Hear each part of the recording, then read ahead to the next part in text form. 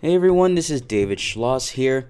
So I am the ad manager for AJ Joma and a variety of other people in the digital advertising, digital marketing, online course creation world.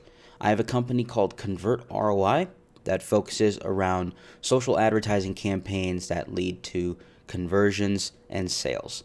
And so I am here to bring you a free training that essentially breaks down the process that I use in order to create campaigns that save time, money, and headaches. And here's the great thing, this is based around over $30 million in ad spend that I have personally used across multiple client accounts over the last 10 years of running Facebook ads. Quite honestly, the majority of this 30 million has been spent in the last 3 years alone.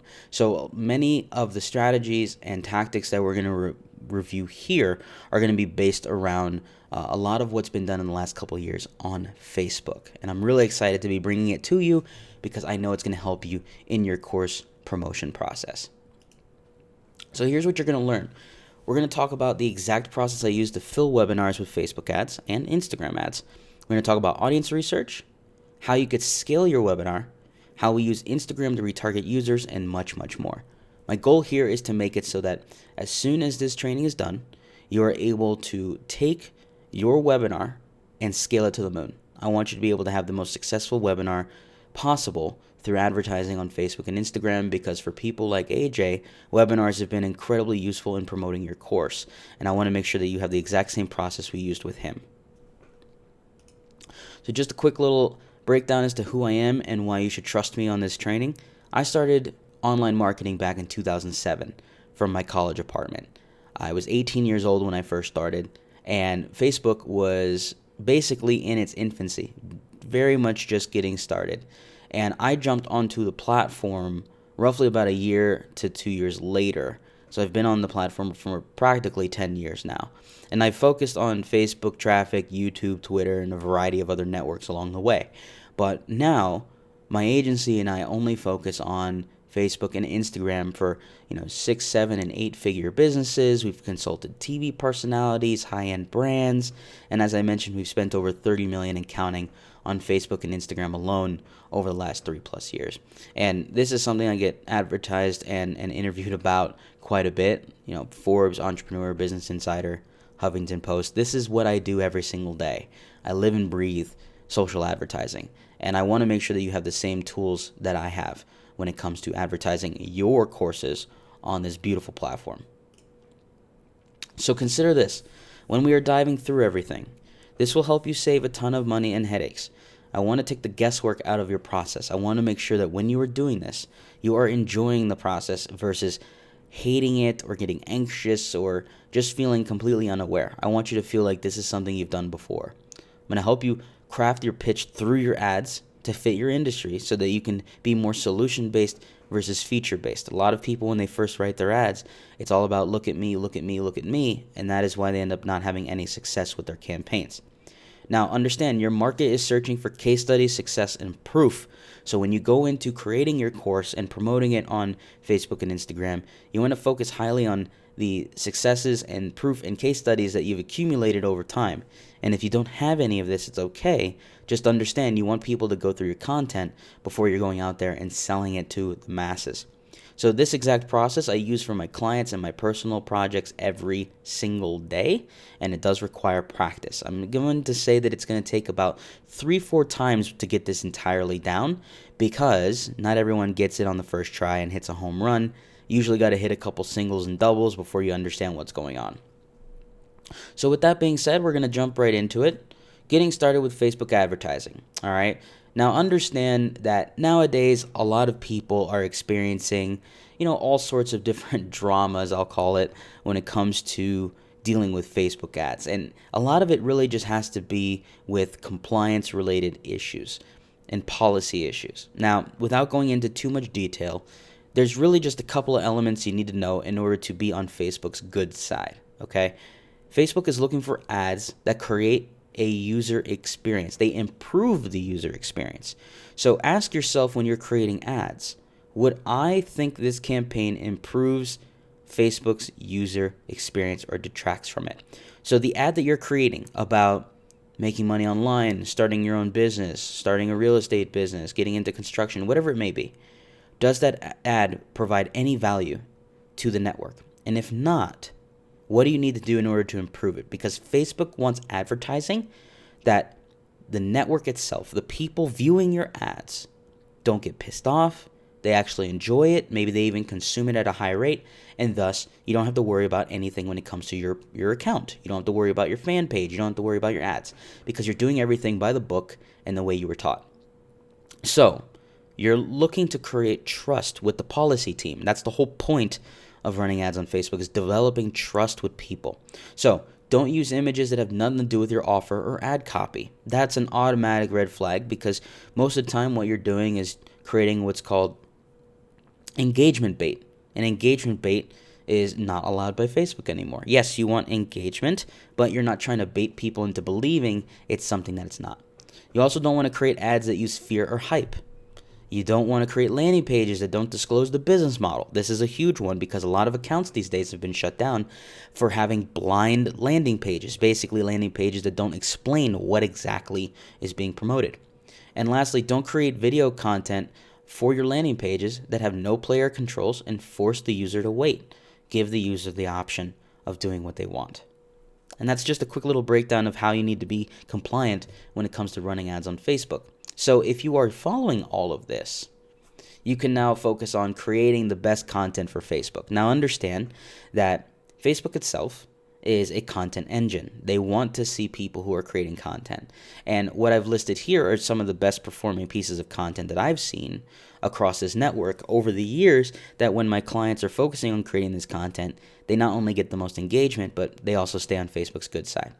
So the top two pieces that I see created are video, primarily story-based content, so overcoming obstacles, achieving goals, new testimonials, etc., but also live streaming. So doing some sort of weekly show, whether it's providing updates, tips, or coming soon content. I've seen people go live on Fridays, Saturdays, consistently on those days. There's a client of mine who he calls it the Saturday Night Live, which is essentially just a rip-off of the show. But every Saturday at night, he goes live, and he basically does a free show.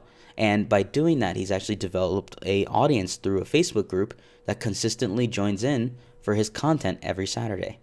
And so you want to look into creating video content for your page, not just for your ad content, but also we're talking to promote just yourself, your story, your why, because that is what creates a bond with audiences on Facebook and Instagram. So make sure to focus on creating freebie content as much as you're creating content for advertising. Now, if you're someone who's not on camera very often, but you take a lot of pictures with influencers, pictures with team members, pictures at events, or even just pictures of your results like you could see on the right-hand side here, are incredibly useful in obtaining engagement for your pages. And so understand, if you can create a variety of different content like this in photo form, you're able to create the engagement that you're looking for, similar to what you would get from a video. And lastly, some of the content that I thoroughly enjoy doing myself is the top 5 or top 7 strategy type of content or case studies, because these are long form written pieces of content that actually could incorporate either photos and videos in it. And because of that, this type of content does get shared and liked and commented quite a bit, because if you're providing something of use, something that's incredibly helpful to people in a long form fashion, it tends to get shared very, very much. So look into creating a combination of all three of these things. I would say that, if you had to come up with something every week, come up with a catchy photo, a catchy video, and one long form post every week. It's 3 pieces of content that you could spread out every single week. Maybe you do your long form every Monday, you do your video every Wednesday, and you put a photo up every Friday. And if you create something like that, it's very consistent, 3 pieces a week, not that difficult at all. And so consider that when you're creating all this content, it's going to be very helpful in filling your webinars, which is the next thing we're going to be going through right now. So I like to look at this as phase 1. This is phase 1 of the course promotion process. You're filling your webinars with Facebook ads. Now, a lot of people might think, why is an audience research phase 1? Don't worry, that's a part of this process, but understand that phase 1 is really filling your webinars with Facebook ads and Instagram ads as well. Now, this process that we're going to be walking through is more of the actual setup that you're going to need in order to make this successful. So as I mentioned in the beginning, this is going to take you a couple of dry runs, okay? This requires practice. I use this same process every day, okay? You probably will need to run 2 or 3 webinars to get this down. If you're doing an auto webinar, lucky you only have to do it one time, and then you can run some ads and then see how that webinar performs. But most likely you will have to record the webinar, possibly 2 or 3 other times to really dial this in. If you're going to do any sort of testing live, well, this can work for live as well. But understand, with live, your webinars are going to change every time you do a live webinar. So you have to build a consistent system so that you can make sure you're getting enough people to your webinar at the right time so that you can see whether or not you need to make adjustments and are developing the sales that you're looking for.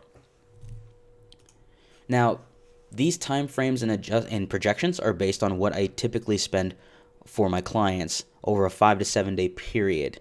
Okay, why 5 to 7 days? Because that's usually enough time to determine whether or not I have to make adjustments to the webinar. Okay, so look at promotion cycles as 5 to 7 days long. A usual optimization period is about 7 days, meaning from the day you deploy all the way to the day of the end of testing, it's 7 days fully. So at the end of a week, you should be able to see which creative, which copy, which audiences, which campaign setup, a variety of different elements, what is performing the best. So that way you're able to make better judgments on what you need to do in order to scale. That's why it's going to take you at least 5 days to really determine where you can start to increase or deploy brand new advertising at higher daily budgets. That's where you're going to have to be making your own judgments. Okay? So if you are able to afford, as an example, a $5 registration, that's going to be your core CPA, the CPA that you're looking to achieve in obtaining people to show up to your registration page and sign up. That's where you're able to reverse engineer the numbers, right? So my clients, when they're doing testing, they spend $2,000 to $2,500 to test. You can obviously spend much less. You could spend $500, $1,000. But think about it. If you have 3 pieces of creative and 2 pieces of copy, you have 6 variations you need to test in order to determine what copy and creative variation works best. But what happens if you have 20 audiences? That means you have 6 tests per audience, 120 tests running in a given week to determine what is going to be running in weeks later, in weeks to come. So it could end up taking you $1,000 or possibly even $2,000 to test this. So keep that in mind. The more variables you put in place, the more you're going to need for a testing budget.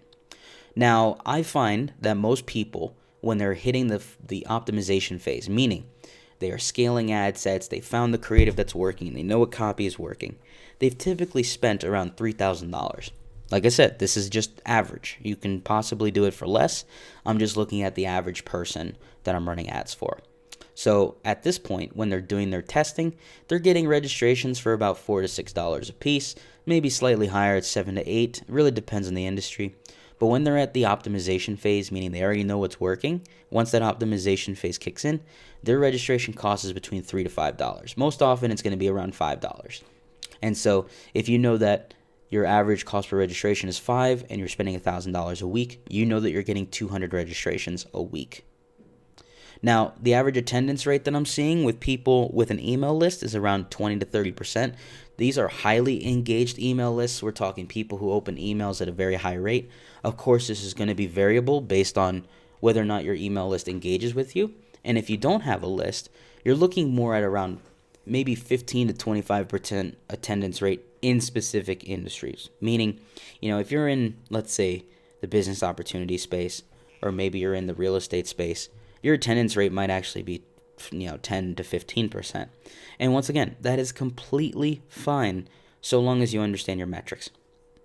And so if you're able to take a lot of what you are doing in the testing phase and just apply it to optimization and just make sure that you're putting any sort of follow-up in place, which we'll talk about in a moment, you should be able to at least get 10% of all your registrations or even 15% to show up.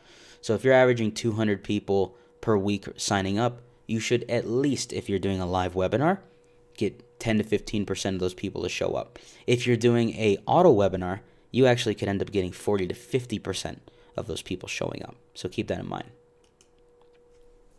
Now, what does the webinar process look like? Well, let's be honest, it's going to vary, and I'm sure AJ has a very awesome process for this. But I could tell you exactly what most people are doing, which is 5 simple pages. Okay? They have a registration page, which sometimes is created in multiple variations.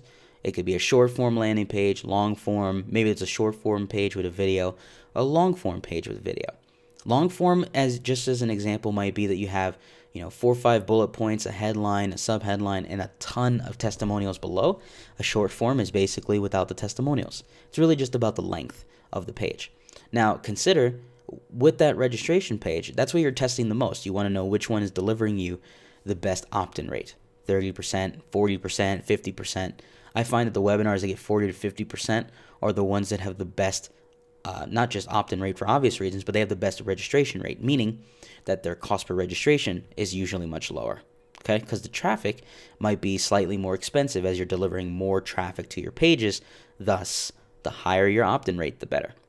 Now, there's then a thank you page, that's your second page, with a video that explains in detail when the webinar and date is taking place. Or, if it's auto, it's simply giving details around what the webinar is about and how soon it'll be starting. The next page is going to be a page you're using strictly for retargeting of the people who didn't register. So this is a page that is very similar to the registration page you already have, but it's only for retargeting. And the reason for this is so you can gauge the opt-in rate of your normal registration ads versus your retargeting. So let's say your registration rate is 28%. So you're sending all this traffic to the registration page and it's only 28%.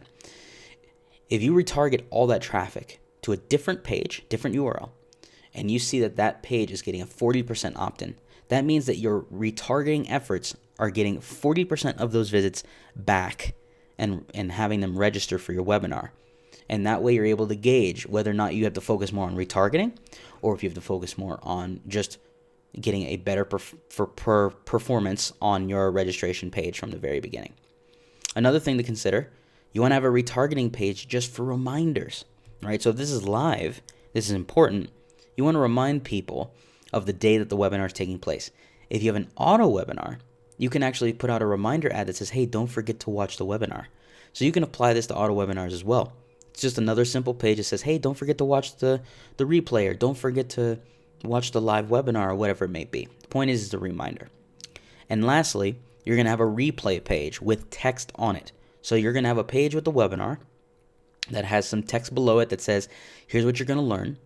And if you want to actually turn it into more of like a VSL style page, for compliance reasoning, so that you can make sure that it actually gets deployed and accepted by Facebook, you're going to have to include text on this page. So it can almost be like a mini VSL.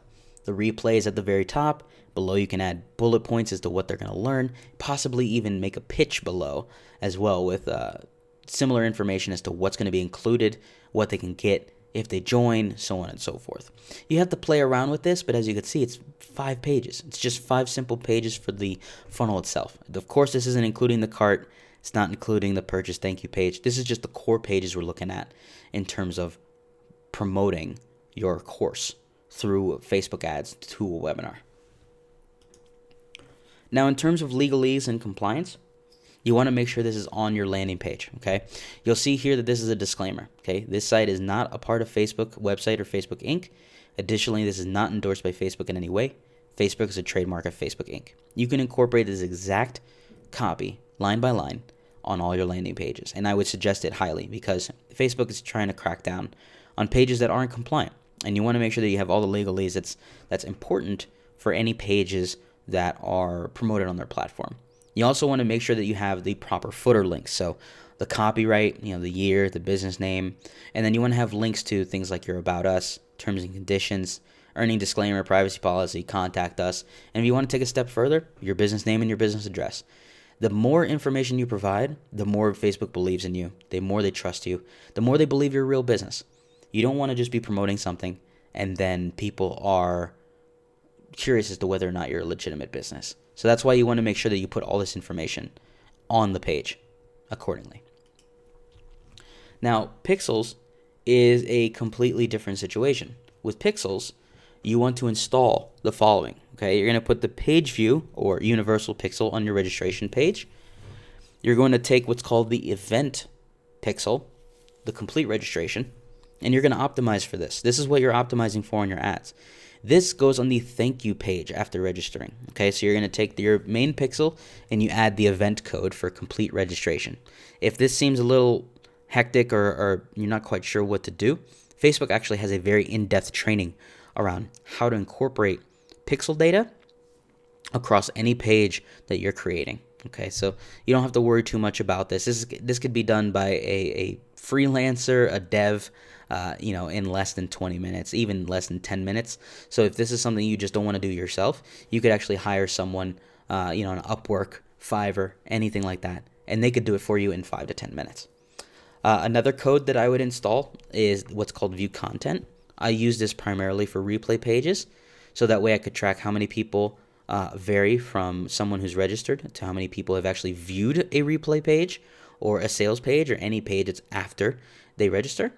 And then, of course, your add to cart and your purchase. Now, keep in mind, if you put an add to cart or a purchase pixel, they do not typically pull 100% accurate data, because whether you're doing evergreen or live, there's always going to be something that slips through. But if you want the most accurate data with purchases, you probably want to run an evergreen webinar, because it's more consistent and we're able to track every single point. Whereas sometimes with a live webinar, someone can clear their cookies, clear their cache, and all of a sudden, if they decide to go to the webinar, view it, and buy, it's not attributed to Facebook at all. So that's phase one. As you can see, it's getting all the tech together, getting the pixels together, understanding your plan of action for the ads. And so because you're getting all these pieces together, now you could focus on phase two. And phase two is how to find and understand your audience's every detail. Essentially, this is going to be your Facebook research.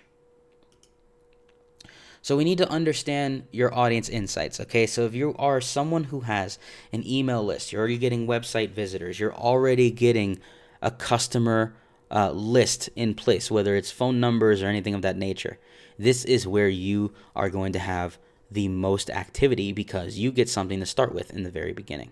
From there, if you don't have that information, this is where you're going to be focusing on things such as your Facebook competitors in terms of their landing pages or possibly even their fan pages.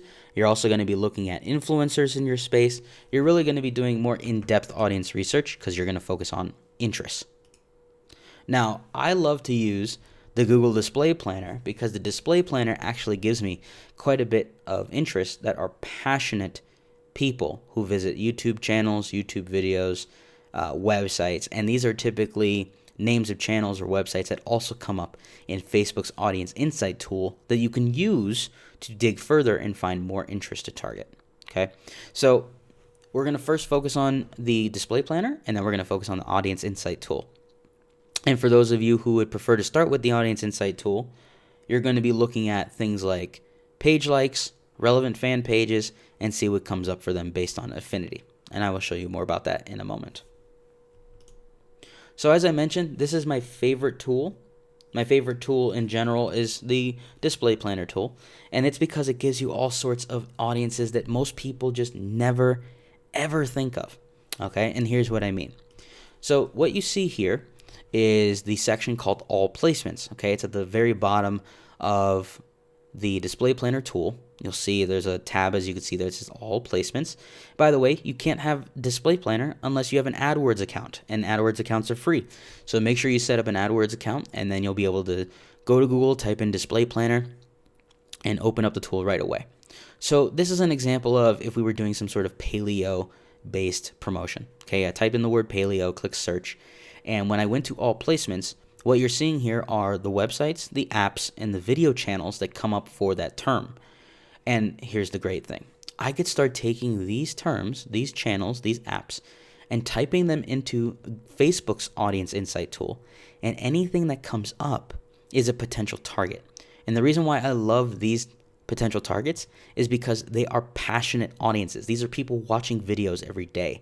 These are people visiting these websites every day. They are far more engaged than those who are just blindly searching for, let's say, the word paleo, or blindly searching for paleo recipes. Even though those are hyper targeted, you got to think that someone who might be watching the Life Regenerator channel on YouTube, who is strictly viewing content around paleo every day, is going to be a much better person to target than someone who's just browsing for paleo. So keep that in mind. That's why I really love this tool, because you can find terms that are not commonly found. And so this does take time to go through, because you got to type in each of these sites and each of these videos. But I just focus on the ones that have green bars, not the yellow, because they are far more engaged. They're also the ones that are most relevant. And so I just take my time going through each of these terms and seeing if anything comes up. And if you want to take your research a step further, you can actually see whether or not there's a cost per click associated with these websites, or whether or not Facebook is charging a similar cost per click. Meaning, let's say you target Joy Bauer on Facebook and you're paying $1 to $1.50 a click when you are targeting that audience. You're essentially paying the exact same rate that most websites and most advertisers are paying when they are running the same ads through Google AdWords, which is a good thing, because now you have sort of like a consensus of what you should be spending. If you end up spending less, even better. If you end up spending more, you have some things you need to change. And so it's really just for you to be aware of what your potential costs are for advertising to these audiences in comparison from Facebook to AdWords. And so I like to look at this data. Obviously, I'm an advertiser, so I look at it all the time. And I want to be able to create a gauge or a baseline of what my cost per click should be. Now, the Audience Insight tool, there's a variety of places you could find it. Some people, you could still find it under the Tools section of your account. Others, in the top left, you'll see a section that says Ad Manager or Business Settings or Business Manager. And if you click that grid at the very top left of your Business Manager account, which could be found at business.facebook.com, then when you click on All Tools, you'll see a section that says Audience Insights. And it should open up a tool that looks very much like this. Now, this tool is basically the tool that allows you to analyze a variety of different things. Interests, custom audiences, locations, a variety of different things. And I love it because I can essentially plug in my audiences, I can plug in my locations. So if I wanted to target people interested in social media in a variety of different countries, I could do that. I could type in Social Media Examiner, I could type in Social Media Today, I could type in the countries that I typically get my clients from, and then I could see what breakdown that audience includes in those different countries. So as you can see here, if I were going to be targeting anything in that realm of social media in these countries, we're seeing that 28% of those people are between 25 to 34, 32% are between 35 to 44, 23% 45 to 54. So that means if I really wanted to get the most bang for my buck here, I probably would advertise between the ages of 25 to 54, because those seem to be the most active and also the most active users across multiple countries in those age segments. And so what you're going to be doing here is taking those interests that I talked about from the Display Planner tool, potential interests, and typing them in the bottom left where it says interest. And if you type it in there and it comes up as a selection and you click it, you're going to be able to then search that term and see what this breakdown looks like. Remember, it's going to take you a lot of back and forth going between the tool and Audience Insights to see what pops up. You could also just do what I like to call a brain dump, which is just start typing in different terms into the interest section and selecting the ones that are most relevant to you. That way you can at least start conceptualizing what that audience looks like, how large it's going to be, and potentially what audiences in different locations you're going to target. Now, if you want to take it a step further, you would click on the Page Like section, and the Page Like section is going to allow you to dig deeper into other potential audiences that are relevant to what it is you're already searching. So once again, going off of the social media aspect of things, when I click on Page Likes, I then see information around Social Media Examiner, Social Media Today, which I already plugged in, but then you see Mashable, you see TechCrunch, you see Social Media Club, you see the generic term of social media. You see podcasts like Life on Fire. You see Get More Momentum. These are all potential targets, and all I have to do is take these terms, go to the bottom left again where it says additional entries, type in more audiences, and see how it changes up the audience breakdown, as you saw under demographics. And we just do this over and over and over until we have an audience size that we're happy with. I personally like to see close to 1 million people, at least, if I'm going to use interests. Some interests alone are already 1 million people. So you want to create clusters by category, very similar to what you see here on the Page Like section. So I might put a list together of all the news and media outlets, all the products and service or gurus. In this case where it says product service, Amy Porterfield is, someone I'd put under the gurus. Same thing with James Wedmore. Below that, you see writer Darren Rouse. I'd actually put him as more in the guru category. So we would be creating multiple segments until we get to a place that, we are happy with in terms of size of the audience. Another important thing to keep note of is the device usage. Now, the majority of people are going to be primarily on mobile. So if your pages are mobile optimized, you're in a good space. Now, understand, when I am doing targeting on Facebook, I'm actually targeting on desktop and mobile because quite a few people still click on desktop, and conversions are actually really solid sometimes on desktop. So when I'm doing advertising, I'm usually selecting both placements in the beginning, both desktop and mobile. And if you find that desktop's not really providing you with what you need in terms of, opt-in percentage, cost per lead, or cost per registration, you could always turn that off and just focus on mobile. The majority of Facebook these days, I believe it's about 85 to 90% of users are primarily on mobile. So keep that in mind. But depending on where you're promoting in terms of your industry, for example, like golf is primarily desktop users. So a lot of your traffic is going to be from 55 and over. Thus, you wouldn't want to be turning off desktop when the majority of that audience is still using desktops. We're on a desktop right now. So that gives you an idea that you don't want to just automatically exclude a placement just because you think that it's not being used as often anymore. And lastly, if you are still stuck with finding audiences to target, you can use what I like to call the broad target modifiers. Okay, so you would go to Google and think about your niche. Let's just say it's real estate. I would go to Google, I'd type in real estate associations and start grabbing all the different associations in real estate. Same thing with foundations, federations, clubs, websites, so on and so forth. Then you could do this for a variety of different things. So I can even type in real estate authors, see all the authors on Amazon pertaining to real estate, and see if they come up on the Audience Insight tool as potential targets. This at least gives you the potential to get the ball rolling if you couldn't think of things yourself with the display planner or just being in the Audience Insight tool alone.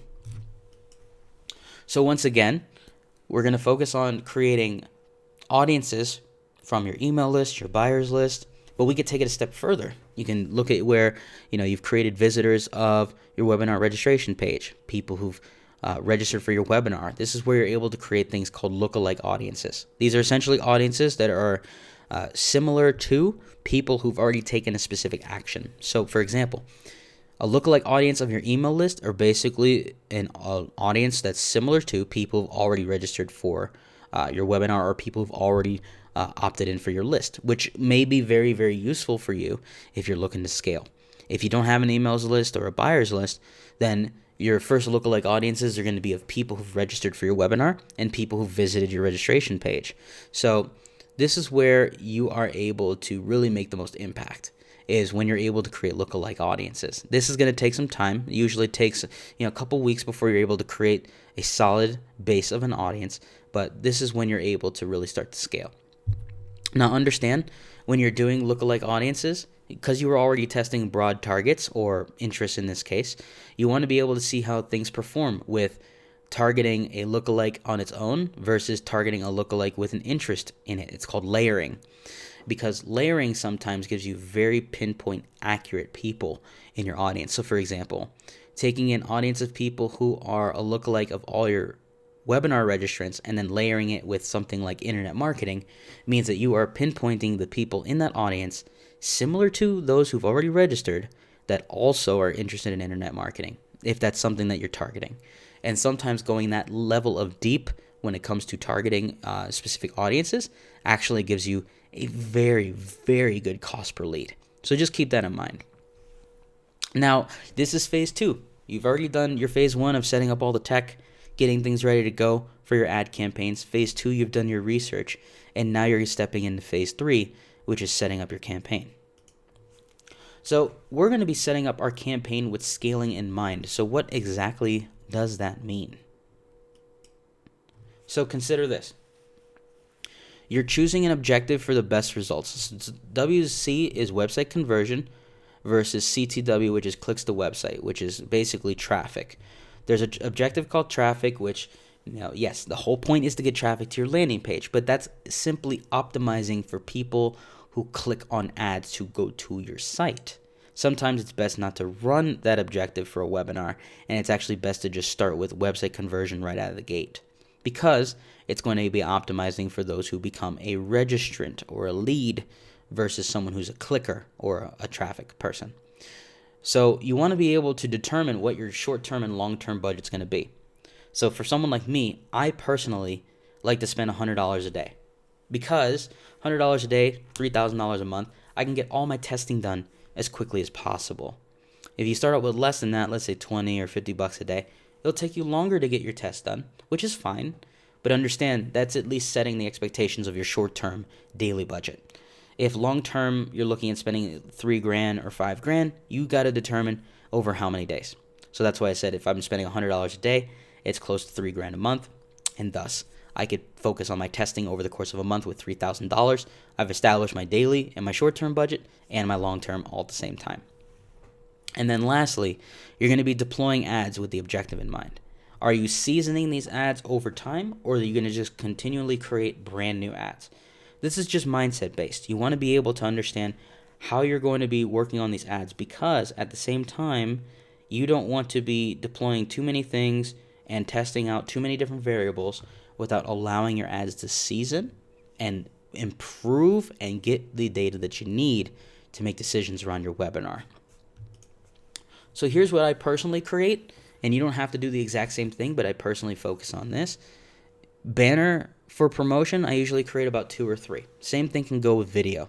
If you want to create 2 or 3 videos, that's optimal. Videos perform best right now on Facebook. So, 60-second or less video, basically talking about what it is that you're going to be teaching, or what it is you're going to be educating people on, and why you're doing it.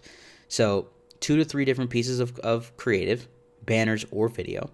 You're also going to create another 1 or 2 pieces of creative specifically for retargeting only. So these are for people who did not register. So the video itself or the banner itself might say, we noticed you didn't register. We noticed you didn't sign up. Basically, it's just strictly for retargeting. Okay. Then you're going to have video retargeting to the registrants as a reminder. Yes, it needs to be video, not banner, because you want to be talking to your audience at this point. If you're doing it for live, you want to make sure this video goes out 1 to 2 days prior to the webinar. If this is for an auto webinar, it's going to be running in the background at all times, only to people who've registered and did not watch the replay or did not watch the webinar.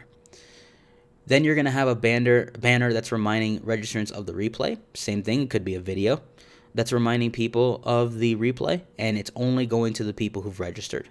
So as you can see, there's a combination of both banner and video here. Video I see performs time and time again, and if for any reason you don't want to jump on video, that's okay. Now, if you can't create banners yourself, you could always go to Fiverr, Upwork, Swipe.co for some ideas, and there's a variety of other marketplaces where you can get some creative put together simply for your webinar, that you don't have to do everything yourself. But this at least gives you an idea of how many different variables we're testing, right? You're looking at least 2 images, 3 images, let's just say 2 images and 1 video just for people to register, right? So that's 3 pieces of creative. Then you're looking at the video to retarget the registrants for the reminder. Then you got people being reminded for the replay. And so you're looking at like 6 pieces of creative right out the gate. And that's just how it is. This is how you have to create your process in order for this to really work long term. Ad copy, I keep it very simple, okay? I use the headline from the registration page as ad copy itself because I want to test the headline against the audiences to create alignment. If the page itself has a headline that I feel could be used in ads, and then I use it in an ad, and then the ad starts to perform, I don't have to rework it. That means I have alignment between my page and my ad. Same thing goes with the body copy, or the copy that goes above the video or image that you're running. You essentially want to use the benefits directly from your landing page and turn them into issues, meaning, let's say a benefit is these strategies have helped increase overall webinar registrants for clients by 35 to 60%. The copy I would then write for that is, if you host webinars and want to get a larger turnout, I'm going to show you the exact strategies I use to get 35 to 60% more registrations on webinars compared to the industry average. So as you can see, I turned it from a benefit to an issue with a solution. And you could do the exact same thing with your benefits as well. So most people, when they create their registration pages, have 4 to 5 benefits. So just think you have 4 to 5 different variations you could turn into issues and solutions. The newsfeed description, that's actually the part that's below the headline. I usually just include an unused benefit from the registration page. For the URL, you're just going to simply link to the URL that you're promoting. And then there's a CTA button. I usually use the Learn More or Watch More button in this case. It's very simple. As you can see, we're just using a lot of the same data from your registration page in order to create your copy, because you're creating alignment. You don't have to create something entirely unique in order to get this to work, especially in the very beginning. Now, with indoctrination emails, this is specifically for live webinars, okay? This is why I like to do 7 days out, okay? Your first day, aka the day that you're getting people to register, is a thank you for registering email. Very simple, just confirming that people have been signed up. But days 1 through 7, you're basically teasing. You're either doing a teasing email with the benefits of attending versus an email that teases people with a case study. And you're rotating this for 7 days, or at least as long as people have registered. And this is all automation based. And it's going to be something that you're going to be using with either Infusionsoft, Ontraport, or ActiveCampaign, or any more sophisticated platform. Because for people who might join on day 4, right, they're already getting the thank you for registering email, day 0. Then they're also going to get the day 4, which is a teaser email with the case study. They're not going to get 1, 2, and 3. So you have to have the right automation in place for this. But the whole point of having these indoctrination emails is so that you're able to give people a reason to show. If you're only emailing them two or three times and you're saying, hey, I need you to, do so on and so forth in order to show up, that's not enough. That's not enough for them at all. So you want to make sure that at least you're giving people reasons, teasing them with reasons to attend, but also giving them proof. This is why I mentioned you want to have people who are testimonials or case studies or some sort of proof for anything that you're promoting, because it's going to help with your indoctrination. And on the last day and the day before the last, you're basically just sending out reminder emails. 24 hours until the webinar, 12 hours until the webinar, 6 hours. They don't have to be as frequent, but this is what I see that most people are doing in order to get the best attendance rate. Now consider, this is it. That's the 3 phases. Phase 1, setting up all your tech, preparing the strategy. Phase 2, doing the audience research and getting your ads prepped. And Phase 3, getting the creative and copy done so that you could deploy all your ads. But guess what? There is a Phase 4 if you want to go this far. This is where you go evergreen and you keep testing. This is the auto webinar format. A lot of people get to this point first and they end up wanting to do auto before doing live, and that's totally fine. But for a lot of people, they test their webinar live first and then they go evergreen. So consider evergreen with content is actually something I've been testing quite a bit. So it's like a blog post, it's pre-selling the webinar, or promoting something that's content-based, as I mentioned in the beginning, through video or a long-form written post that then links to the webinar. Doing this actually provides you with more opportunity to be less pushy about getting people to your webinar and more education and informative to an audience. This way, you're able to promote it long-term without people thinking you're always just advertising to them a promotion of some sort. You're more of educating first, then promoting later. Same thing with a call to action linking to the registration page. This is a separate call to action in that post than what maybe you are sending people straight to the registration page you're promoting through your normal content. And then lastly, retargeting non-registrants to different registration pages. It's like a pattern interrupt. These are a lot of elements that I'm incorporating for evergreen promotions that most people just aren't doing at all because they don't think about the content, they just think about the sale. When you think about the content, you're building rapport. You're building trust, you're building honesty and respect with these audiences. So doing things that are different than others, like what I mentioned on the screen, is going to really separate you from everyone else in the industry. Now, evergreen via auto webinars, this is where most people are taking their time and opportunity in generating more sales on autopilot without them having to be on webinars every week. So they're constantly rotating at least 2 variations of a registration page, trying to find which one that provides the best cost per lead and also the most people actually registering and showing up for the webinar. They're excluding people who've already registered from seeing ads. It's a custom audience. That way, no one sees the same ads over and over and over all week or all day long. And the great thing is that with these types of campaigns, you're rotating ads every 3 to 4 weeks if your ads are optimized to begin with. And so once you are able to dial this in correctly, you're basically just doing a new set of ads every 3 to 4 weeks, which is incredible for a lot of people because then you don't have to conceptualize new content all the time. And just to give you an idea of what I'm testing different custom audiences based on days where people are not registering for the webinar. So, for example, a custom audience of people who viewed the registration page the last 7 days, last 14, last 21, last 28, and giving them different messaging to see how I can best get them to the webinar. So if they don't register, you just simply exclude them after a certain point. Same thing goes with carousel ads, having carousel ads of different options, of different topics. So, you could have 3 different ads in the carousel with 3 different topics, and you could see which of those topics is getting clicked the most and generating registrations. So that way you're able to create a single ad later based on that one topic. And lastly, sending people who registered but didn't buy, sending them to a sales page with a 72-hour promotion. That's another thing we've been testing lately that's garnered quite a bit of sales because we don't have to worry about getting people to basically watch the replay again in order to buy. They're just instead going to a sales page. So it sort of cuts down the process of taking people through the funnel again and again and again. Instead, they've had the chance to watch the replay. They've maybe been in the custom audience for a couple days, and then we're taking those people and moving them to a VSL of some sort to buy. And so these are just a couple items that I'm testing out personally for clients. Of course, it's very technical. These are things that you might have to, learn as you go, but it does help with the overall performance. And then about Instagram, I use Instagram primarily to retarget a lot of people because, you could then see which hashtags also come up as interest that you could retarget or target, I should say, not only to create cold audiences, but you could also create retargeting audiences. People who've watched video, people who've engaged with your content from Facebook, you could actually retarget them on Instagram. And plus, Instagram is very picture heavy. It's also video heavy. So the great thing is you're able to tell a story.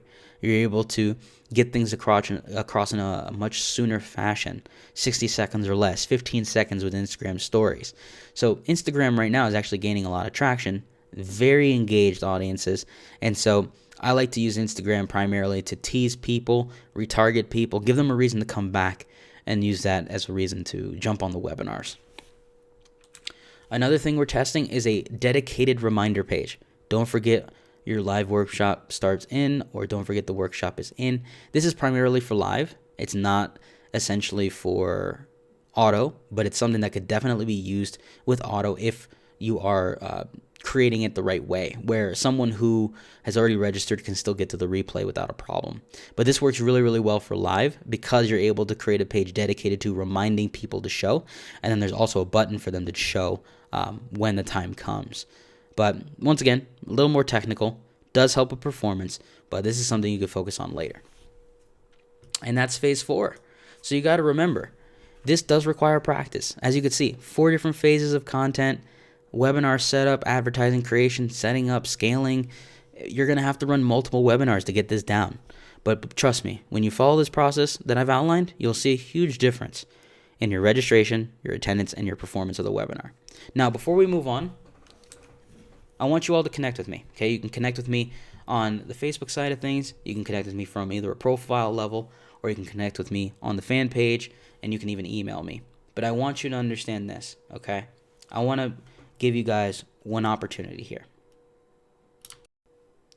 So I want to be able to just look to you face to face really quick and make one little question to you. Are you ready to take your business to the next level? I know it seems really, really generalized, and obviously everyone wants to take their business to the next level. And it's just a small question, very small. But here's the thing. I want to be able to work with you in taking that business that you've created, that course that you've created, and take it to another level. Whether you're looking for more time freedom, more time spent with your kids, more time spent to yourself, maybe some time taken on vacation. Maybe you're looking to build a business to where you're more financially free. Maybe you're able to hire people who could do all the work for you. Maybe you just want to create more impact for those that you are helping through your content. I understand. I've been through this for years. I know exactly what you're talking about. I know exactly what needs to get done in order to get there. I've done it for myself. And I want to be able to give that to you too. So I'm giving you an opportunity to work with me. Now, understand this. All you have to do is email me at the email that you saw on your screen. You can email me directly. You can also just go to my Facebook page or my profile and message me directly. Now, understand, I'm looking for people who are ready to go to that next level, whatever that level may be. Whatever your why is, I want to help you obtain it. And so, if you are someone who wants to have either some sort of consulting done with you, meaning over the shoulder, I show you how you can run ads and you work on the ads yourself so you understand how it needs to get done, or I could do all of this for you. So you have two options in being able to work with someone like me. So if you would like to have someone who is in your corner, working on ads all the time, spends over, in this case, $3 million a month now in Facebook ads, be on your side, in your corner, working with you on your ads, whether it's done for you or with you, just simply hit me up on either Facebook or in the email that's provided, and I will make sure to be in contact with you so we could take your business to the next level. So, this is David Schloss here. I've really enjoyed teaching you everything that I know about the webinar process, and I hope you enjoyed it too. And I'm looking forward to seeing you all over this great network.